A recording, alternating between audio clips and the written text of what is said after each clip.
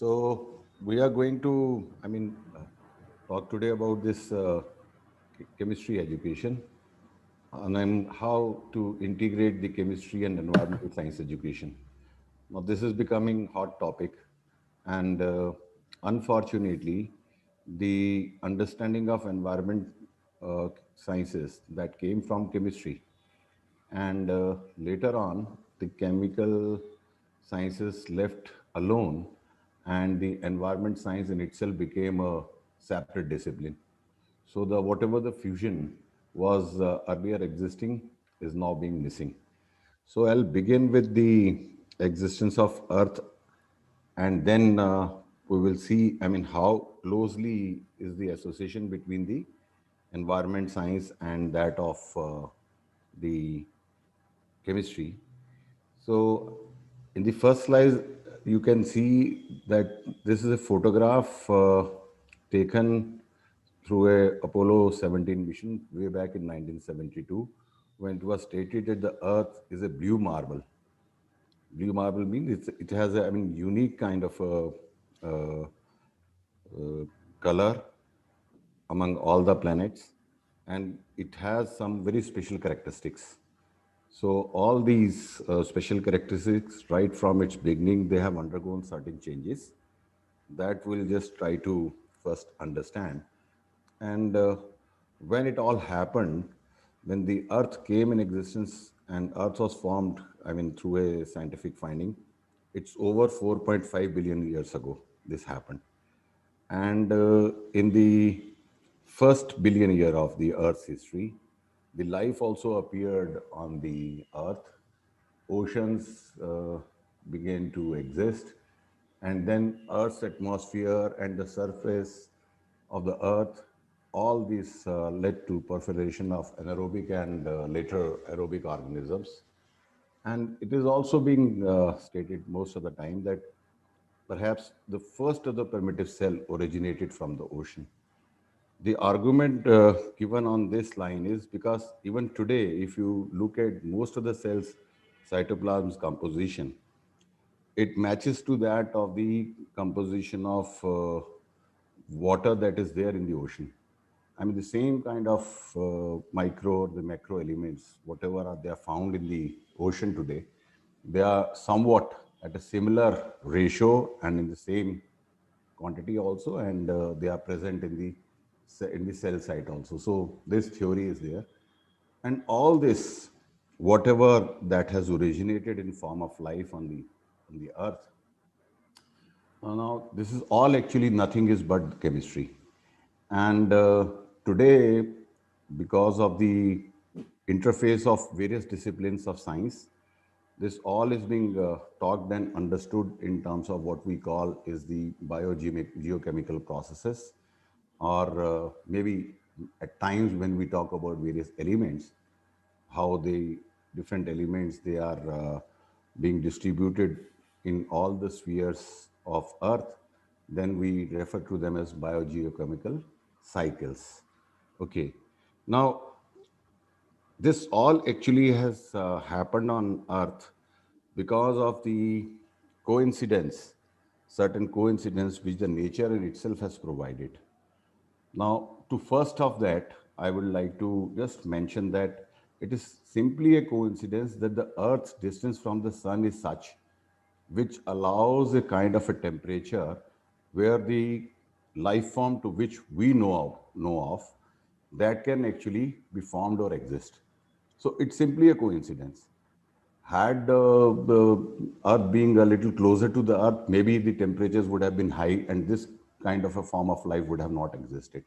Had it been far away, even at that point, it would have been too cold, no heat energy sufficient to sustain the present form of the life form. So it's simply a coincidence that is why, the life is existing on Earth. The other is, of course, is the physical properties of all the matter which is available. Whatever has composed of the earth, they're all physical properties. Say, for example, uh, there are certain things which allowed, once again, it's a coincidence. I mean, say, always talk about hydrogen bonding. So it's actually the hydrogen bonding that allowed at this temperature range, that is from 0 degree to 100 degree, that allowed which is of course is the average temperature of the earth, that allowed water to exist as a liquid. Now think of a situation if temperature here is below zero average or it is beyond 100, life would have not existed. So again, I mean, it is all circumstances which has uh, which allowed the life to exist on Earth. Similarly, I mean, the atmosphere being present, and then it has a certain composition. There is a geological history of the Earth. All this, all combined together, gave us suitable conditions so as to evolve the life and thrive. Now, this also then led to biodiversity, which has gone through a long period of expansions. I mean, various numerous species they came into existence, and occasionally mass extinction also took place. We all know about this Earth's history, and then it is also important to know that whatever number of these species existing on Earth, whether it is in the plant kingdom or in animal kingdom, they have almost 99% of them, they have undergone extinction as on today. So such a vast changes that has took place. And even today, if we talk about that there's over 800 billion human life on Earth, and this Earth then changed into the world. I mean, when we talk about the human life and its impact on the surroundings, then in fact the word Earth changes to the world, and this all actually is dependent upon its biosphere, the natural resources for its survival and existence. So sustenance of life, I mean, on Earth is totally dependent upon all natural processes which are taking place, and most of these natural processes they are also chemical in nature. I mean, there is some kind of a chemical change happening at one point or the other in a particular direction, and that is why, I mean, the life exists. Now this is also, I mean, very interesting when the whole of this life form that has come out of this chemical processes, maybe even the physical processes, then of course humans have the interventions, and those interventions have led to a large scale of impact on Earth's atmospheric, hydrosphere, lithosphere processes over the period of time. So all these are amalgamated together. I mean, they are dependent upon each other. This all we actually study in terms of the environmental science.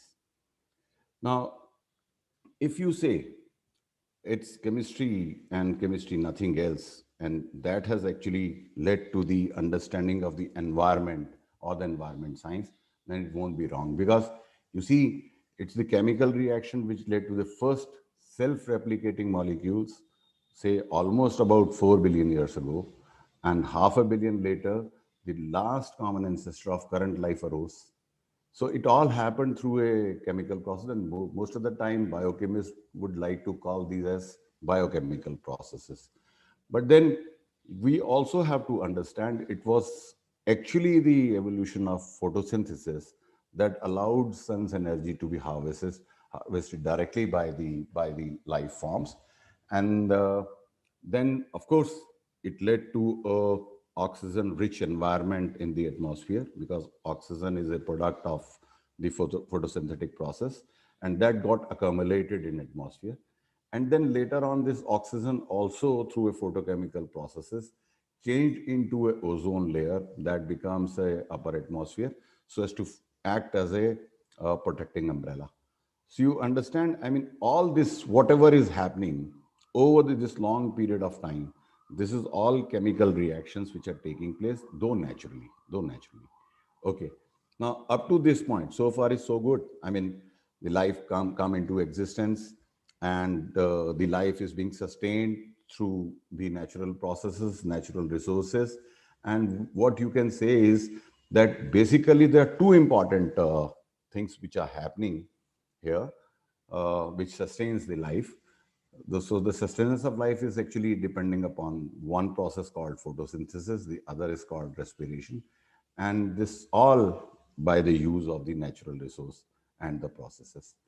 So these two are important. Of course, photosynthesis, when giving rise to the oxygen and the food for sustenance of life, at the same time, the food is being combusted at the cell site through a respiration process.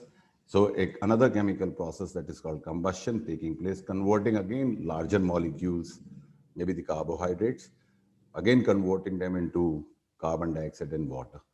And this all is very complex.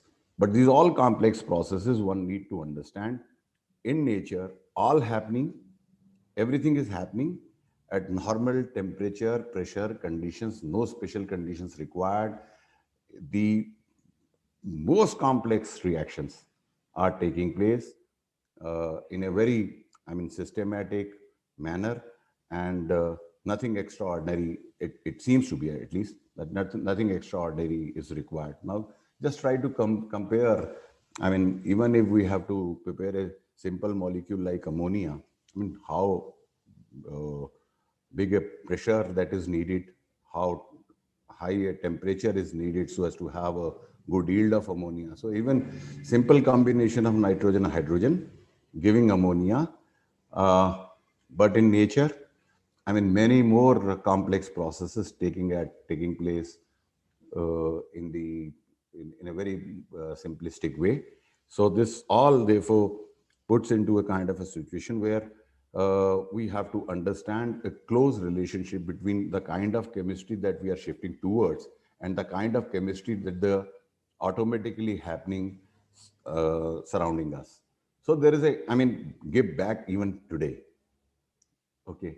Now, just to give you, some kind of a comparison. Of course, photosynthesis make food for us. It absorbs energy from the sun and store it in the form of some other molecules like glucose.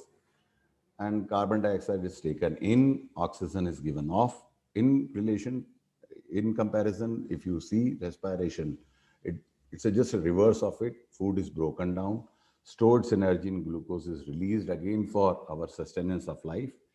And then again, the starting product for the photosynthesis, they are being produced. Carbon dioxide and water is given out. So this all actually, wherever it is happening, however it is happening, they are closely interlinked. And these two processes are very important for sustenance of life on the earth. The things started changing, and the chemistry starting departing from the traditional natural chemical processes, when from sustenance the humans started shifting towards its comfort and to development. Now, this is where the departure actually took place, and we started leaving alone the environmental science as a separate discipline, and we tried to, get to another area where the man-made materials or the transformation of the resources into another chemical forms started taking place.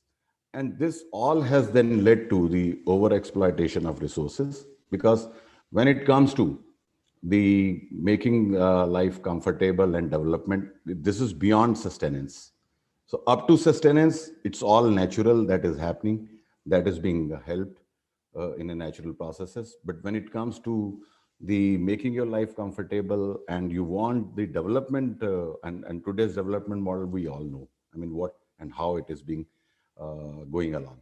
So here comes the kind of anthropogenic activities which leading to some kind of a conflict situations and the newer issues that we realize today. So it is converting materials into some kind of a non-biodegradable products. It's a question of converting substance into some many times even to a harmful chemicals. Sometimes while doing these, trying to make changes, and we are trying to convert matter into useful materials. Of course, the knowledge of chemistry expand and the knowledge of chemistry is used. The chemistry is all over again.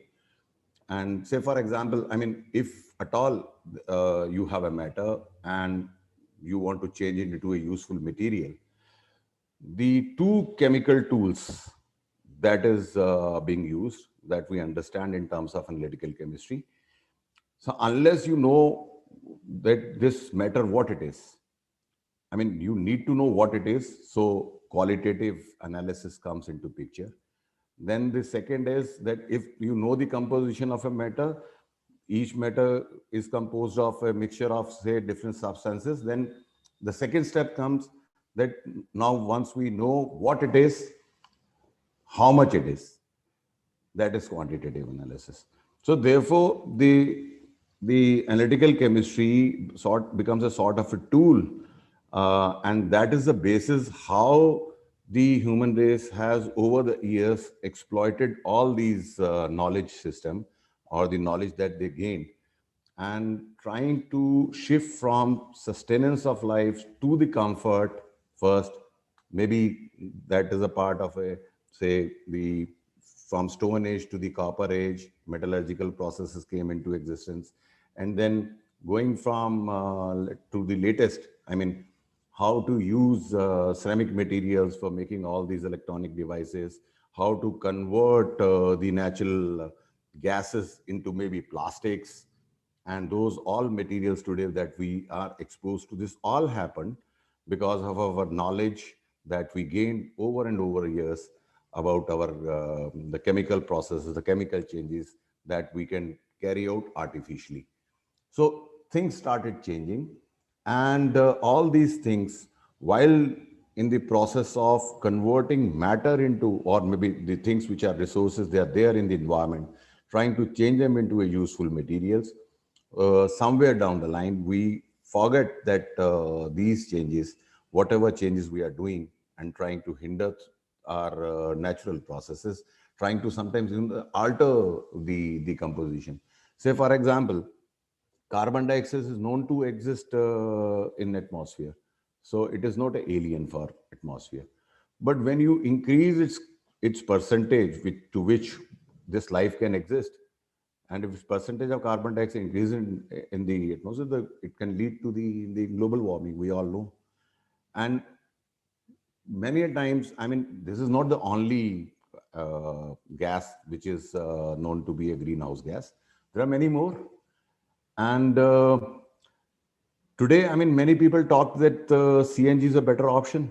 Yes, of course, CNG appears to be a better option in terms of its combusting abilities, and it leads to a little lesser amount of unburnt hydrocarbon being released in the environment. But at the same time, we should not forget that methane in itself, while using, is going to be leaked in the atmosphere. It can lead to many complications.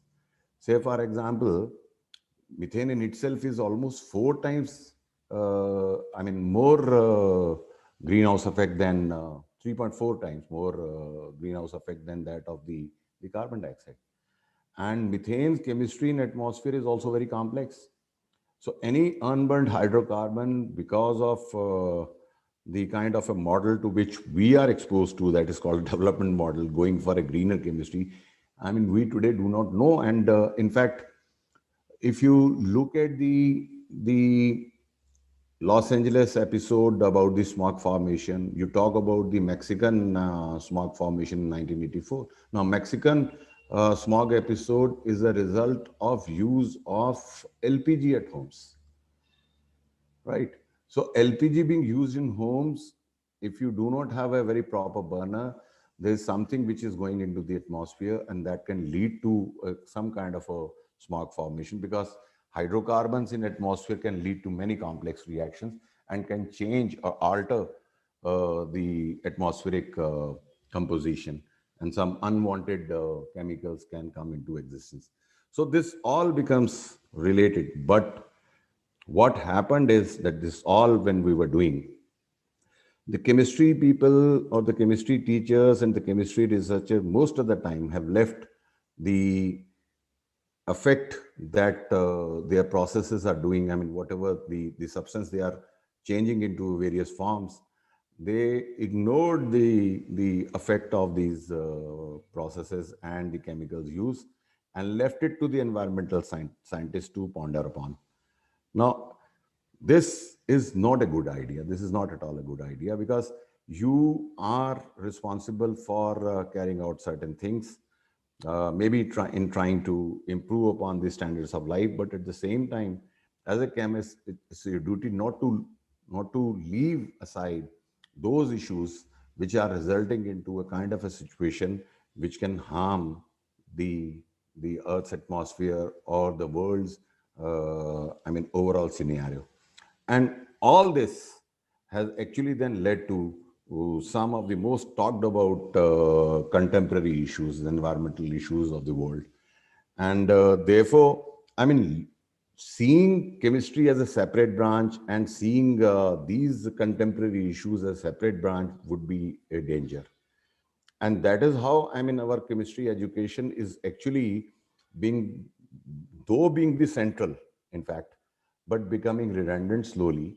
And we are not trying to have a kind of a inclusive chemistry education where the student and the researcher, they are not only concerned about bringing out new substances, bringing out new useful materials for the use of the world, but at the same time, they should also be well aware of, well exposed to these contemporary issues. I mean, though I have tried to, list some of them, not all. I mean, you cannot say that the chemistry people don't have anything to say on climate change.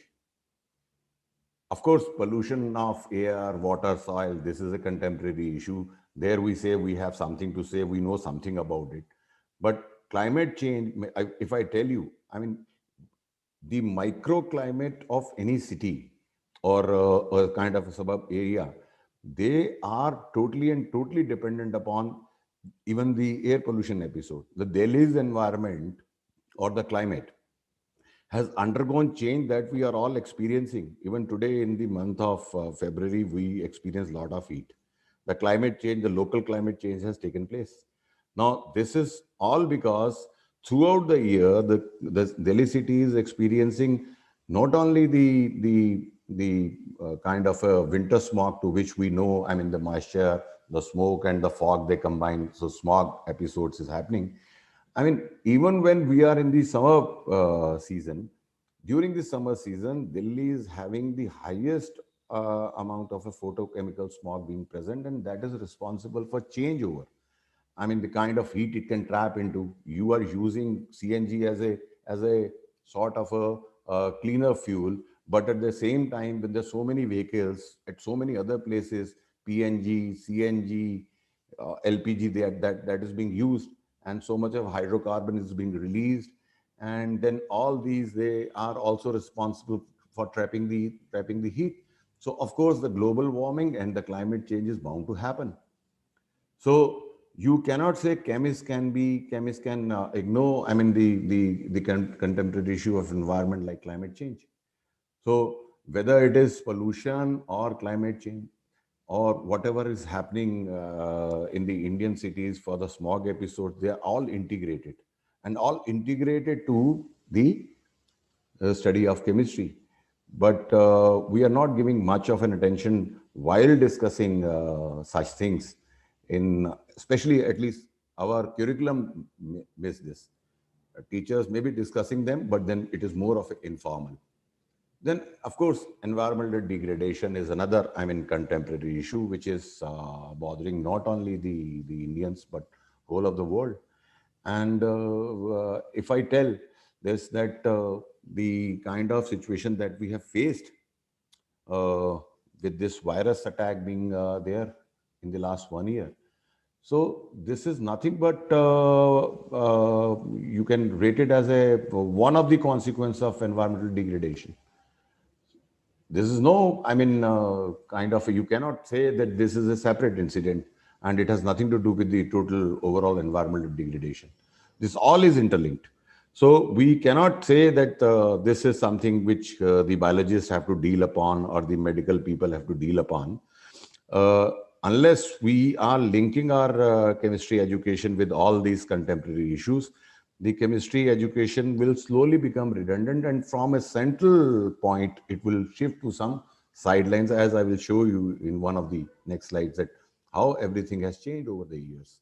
when we have left certain things, because chemistry is a very vast subject. So being chemistry vast subject, I mean, slowly many things they have been left out for others to do, of course, but then we cannot leave it in the chemistry education. Another is resource depletion. I mean, creating a natural resource is a natural process, but sometimes giving alternatives or producing or using resources when it leads to specifically the resource depletion is once again integrated to chemical education. I mean, if somebody wants that, let us say, a resource of CNG is to be restored, and if it is allowed to be a longer period, then of course it is the chemistry that allows the mixing of CNG today with at least 10% of hydrogen gas, so that instead of using a pure CNG, you use a mixture of CNG and hydrogen as a fuel.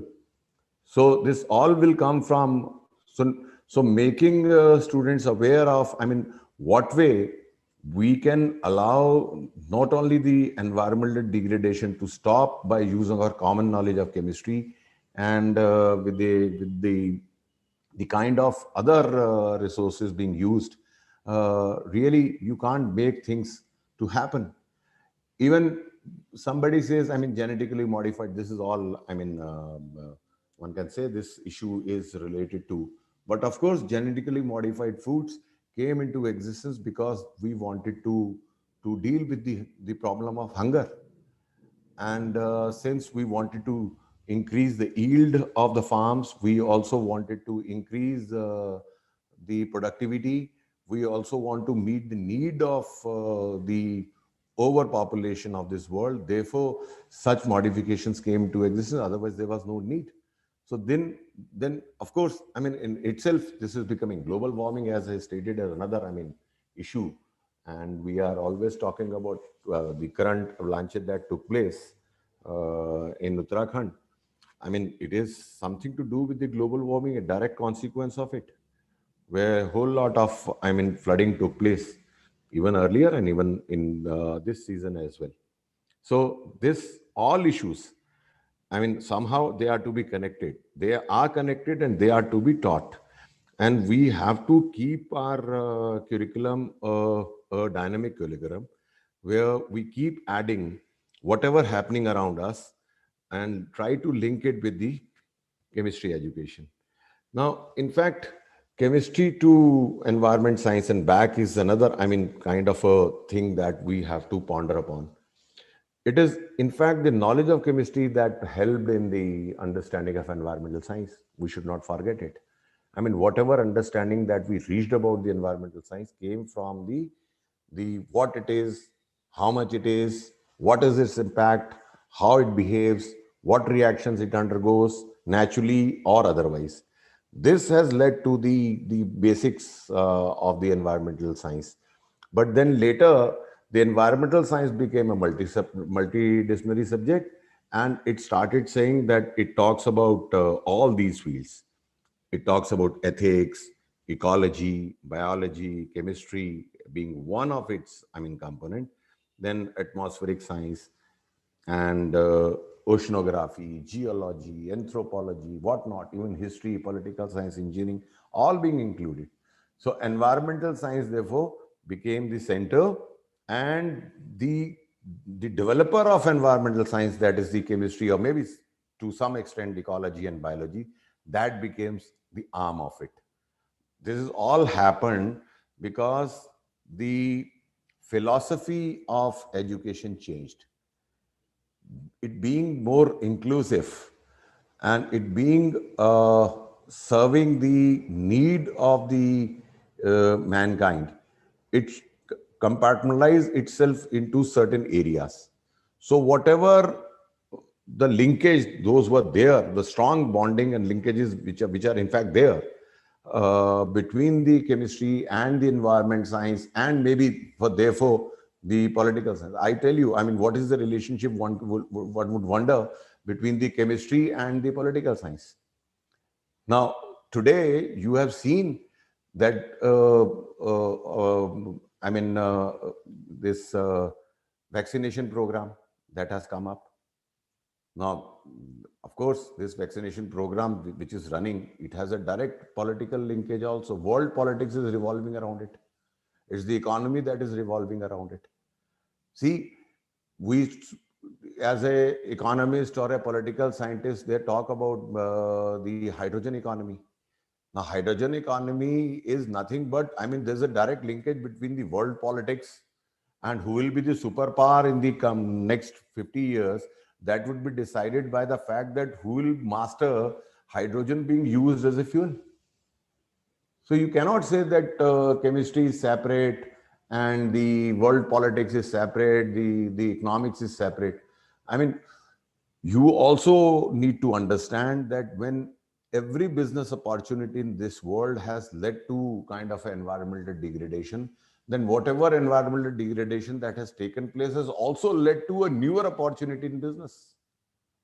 Because then you have to find out a greener method or a newer method, or you also have to search for and research for, how to uh, get rid of those problems which are generated because of certain anthropogenic or business opportunities or business activities. So it's all interlinked. And the chemistry's central role has actually been from here, the chemical sciences has shifted to one of the arm. Now, this is worrying sign for all chemists and chemistry educators. We have to bring back, therefore, this chemistry or the chemical sciences back to the center. And this we can do if we uh, have to go a little, I mean, out of what chemistry teaching is today become, and we have to reach to a greater society needs and talk about some of those issues which may be called today as social issues, which may you call it as a anthropology or anthropogenic issues, and you may be even referring them as a subject that is coming from geology. So they all have to be, I mean, you have to once again start thinking on those lines where the chemical sciences becomes the base. And why I'm saying, because it's all chemistry happened right from the world, the earth evolved, and right throughout its journey to becoming the world, and from world to the contemporary issues, through sustenance of life to comfort of human beings, and from comfort switching over to the development model. So this is what need to be done now. I mean, it seems to be a little tedious job, but then of course the mindset has to change of teachers, and they have to bring back those that glory that chemistry enjoyed over the years, over the, I mean, the past many years, which has been lost specifically in the last two centuries.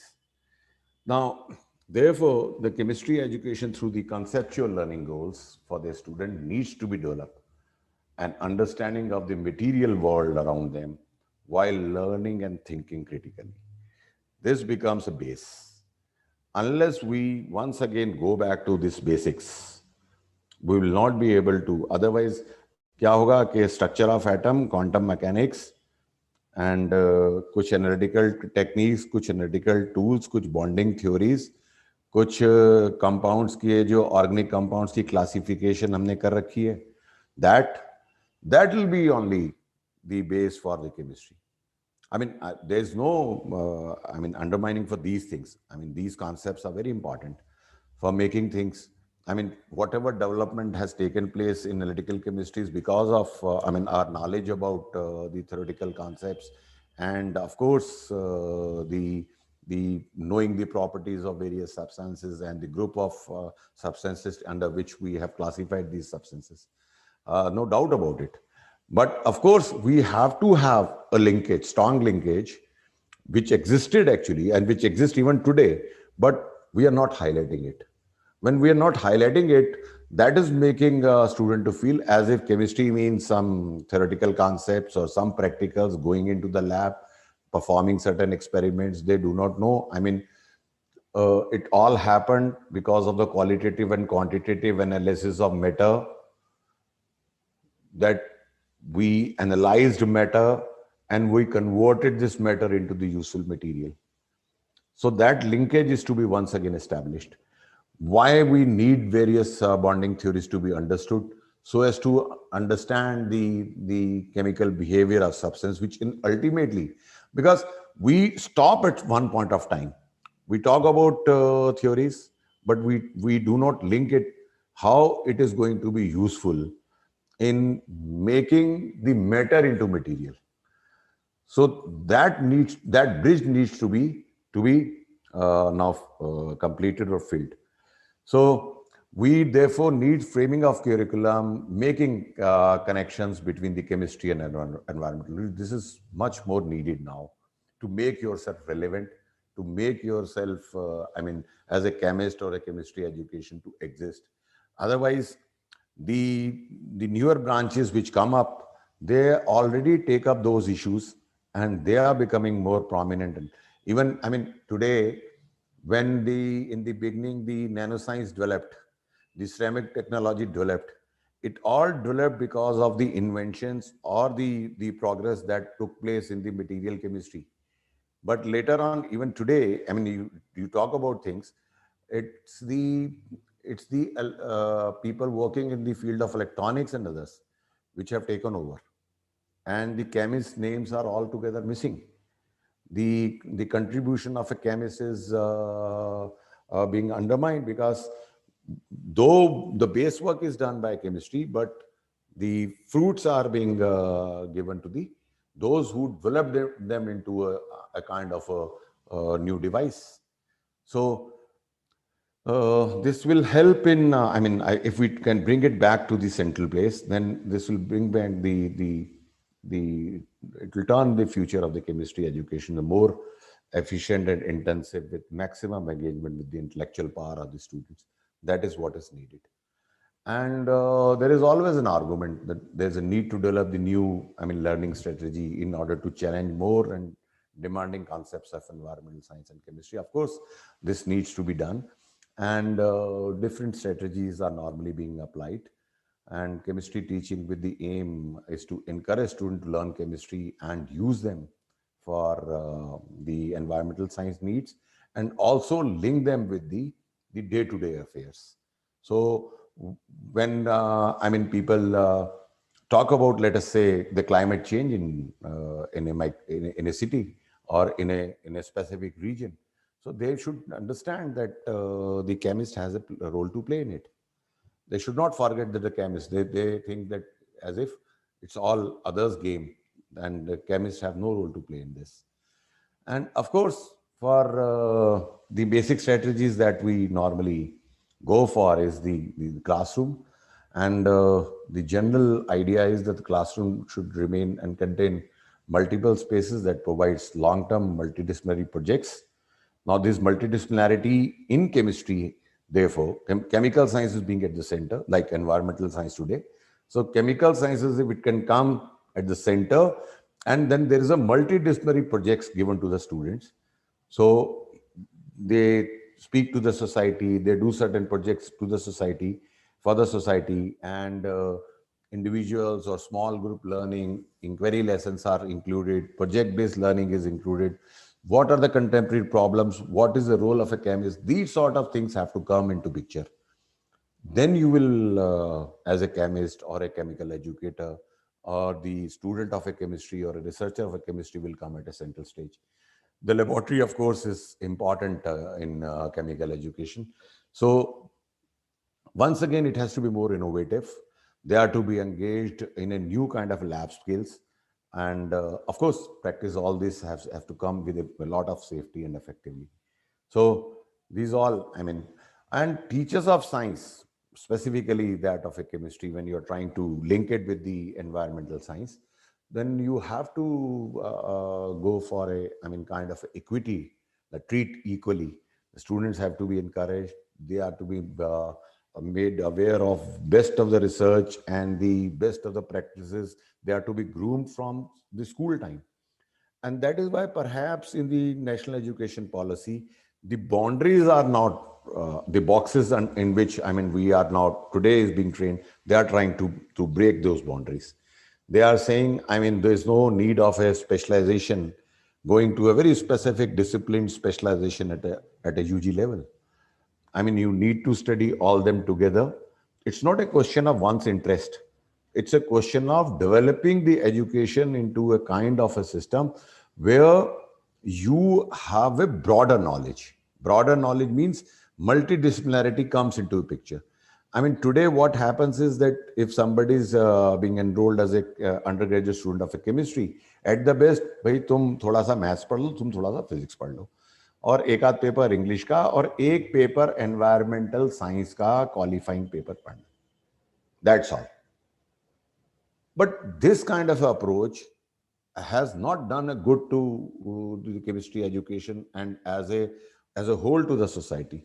So equity, to treat them equally, bring multidisciplinarity, create a kind of a space in classroom, in laboratories, in society where everything together can be talked about, and transforming and adopting newer practices for the student learning, larger community, even the interaction with the community, interacting chemistry students with commerce students, interacting chemistry students with the economic students, trying to understand what are the issues going in the world, how the chemistry education can help the economy to develop, or how actually it is harming maybe sometimes the economy of the world. This all needs to be understood. And for this, I mean, therefore, one needs to prepare a good lesson that contains objectives of the lesson, active learning methods, laboratory work, assessment techniques. Of course, they need to be changed quite drastically. And always the teacher be professionally prepared and responsible as a citizen, as a human being, and always give awareness to the student about the subjects that relates to everyday activities. This is how, I mean, the chemical education can once again come back to the center stage. Now, of course, I mean, the question is that then how to begin to have some kind of a linkage, a lost linkage between the chemical education and that of the. So as to begin with, I mean, atmospheric chemistry is a sort of a branch that can come again at a center stage. I mean, we have lost this. We have lost it to, not lost it in terms of, I mean, we do not know anything about it, but we have lost it to the environmental scientist. The atmospheric chemistry is missing. Whatever happening in the atmosphere is being left. It is not to be understood by the chemist now. It is to be dealt, and the researcher dealing in the environmental science and the environmentalist. That needs to be reversed, and therefore we have to come back to the central stage, and we can do more wonders. Say, for example, I mean, when you are dealing with a chapter of hydrocarbons, I do not know how many of you going beyond a point, let us say, in telling about what photochemical reactions the hydrocarbon can undergo when in atmosphere. I mean, you will be surprised, and many of you may be knowing even, that thousands of reactions are listed in the literature. Thousands. That what complex reaction even a simple molecule like methane can ultimately lead to, and how actually photochemical smog formation through this so hydrocarbon chemistry doesn't actually mean how it is isolated from petroleum, and how, I mean, we can get certain reaction like Woods reaction or other reaction. What are the preparatory methods of hydrocarbon in the reaction?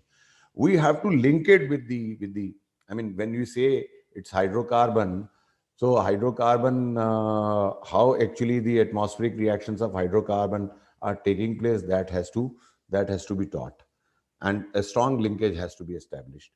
So similarly, I mean, there are so many other problems which are associated with air, soil, water pollution, the remedies. They all are to be integral part of the. So whatever topic you are dealing with, the various topics, we have to somehow link it with the contemporary issues that I listed, and you can have more. I mean, these are only few as a representative contemporary issues which I listed.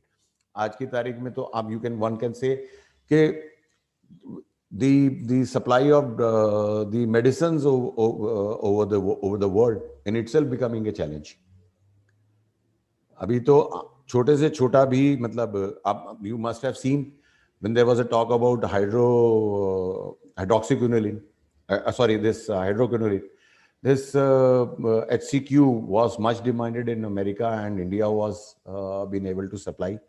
So you can see, I mean, how everything is interrelated, and this all has to come into the center stage. Now, of course, I mean, if you try to have a little more depth into this, we all know, I mean, photochemical smog is chemical reaction, sunlight, nitrogen oxide, volatile organics, they are combining together. So whenever you are dealing with, say, let us say a chapter of organic chemistry and how things are happening, giving certain reactions which we normally are teaching to our students, we have to add all these. And then, I mean, all such reactions which now we have left alone for environmental scientists to deal with, you have to bring them back into your own curriculum to make yourself relevant. Otherwise, your relevancy is slowly being lost. Say, for example, these are the reactions which took place when London smog came into existence, the sulfurous smog, and how, I mean, things, the particulate matter is formed, what sort of reactions are taking place. Students have not been given training while teaching chemistry. Of course, there is a paper of environmental chemistry, and then in that particular paper, in isolation, we teach certain reactions. I'm not saying that these are altogether missing, but they are being now separated out of chemistry. It is being seen as if this has nothing to do with the normal chemistry teaching. It is some kind of a special paper which one has to study for one semester, and then its linkage with the chemistry is over, which is incorrect. That is not a correct approach. So we have to rethink and revise our curriculum. Similarly, I mean, clean, as I have already explained it to you, that the clean energy option. The hydrogen is the fuel of future. Hydrogen economy, all economists and the world politicians, they are talking about. And hydrogen as an energy carrier, even today, I mean, perhaps you may be knowing this well, the use of CNG in India, specifically in metropolitan cities, now not pure methane is being used. It is to be blended with 10% of hydrogen gas. That was recommended by when I was a member of this IPCA. So after a great talk and talking to IIT people, this was introduced. So a change took place. The change is for a good, and it all happened because of knowledge of chemistry. But when it came to as a solution to the world, that hydrogen is to be mixed with with the methane to be used as a fuel, the role of a chemist was marginalized. Nobody talked about that this is a contribution coming from chemical education or a chemist. So that is a sorry state of affair which is to be reversed. There are many more examples. I mean, chemistry of soaps and detergent we teach, but what actually changes are taking place for in water bodies, nobody talk about them. There has to be a linkage once again established.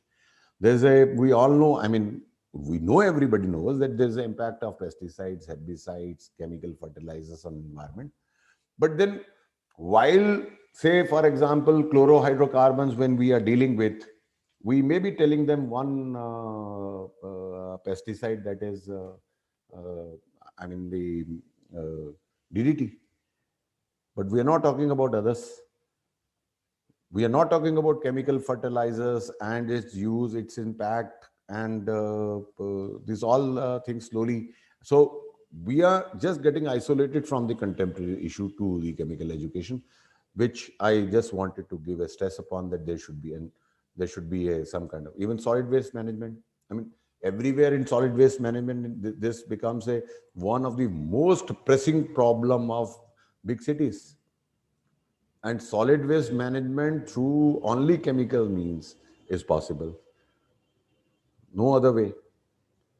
Chemicals coming out of sewage and bio waste. I mean, many industries have earned millions and billions of rupees because they could utilize the bio waste or the agriculture waste being converted into. I mean, in many European countries, the the coffee production, whatever the bio waste or the agriculture waste that is being left out, it is being used to make alcohol. And alcohol, they are not that alcohol which is being generated, not is being used for the consumption. They are using that alcohol as a fuel. They are mixing it with the petrol and other. So ethanol blended petrol. So they are using this, but we have isolated ourselves from all this. Our chemical education is more now towards the theoretical aspects. Of course, that is needed. It is more towards the traditional chemical knowledge that actually has came up in the last 2 centuries, starting from somewhere the Faraday's work or the Henry's work and so on and so forth. And then whatever development that took place, we are more concentrating upon that. We have forgot about our traditional knowledge of chemistry. We have neither ready to include the traditional knowledge system that we had for so many long years. Now forget about that. Even the advances which are taking place, even where the chemistry has a major role, the newer things and the innovative things happening every day, we are not including into our curriculum. So our curriculum is very fixed for many, many years. There is no dynamic. And chemistry education curriculum cannot remain as a dynamic, cannot remain as a static one. There has to be, I mean, the name of the topics written only, not the details there under, and every educator being allowed to keep on adding, whatever newer things are happening. There has to be autonomy given to the teachers at one point of time, where of course the framework is being decided, but what content is to be taught, they are to be left on the educators. Now this also needs the mindset of the governments and the of course the administrators who are running this education business in this country. They have to be more open, they have to be more innovative, they have to trust teachers, so that the newer things, the linkages, the missing linkages, the things which we actually wanted to do in a chemical education, they are being allowed. नहीं तो 10-10 साल तक curriculum revise होना है, मीटिंगें होनी है, सब कुछ होना है. There is no autonomy to the teacher. तो है ही नहीं, तो फिर उसमें chemical education is suffering. और chemical education का is suffering means the teachers are suffering, the teaching becoming rote learning, the teachers becoming bored, and the students also think that as if there's nothing new to learn.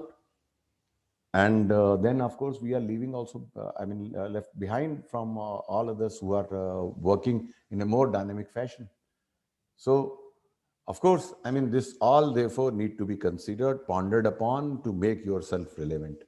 So I request with this note that make chemistry education more useful to the society, prove your relevance to the society. These are the days, you have to prove yourself and make it interesting. Thank you very much. You hear me. I did not tell anything new, but just in a different manner. Thank you very much.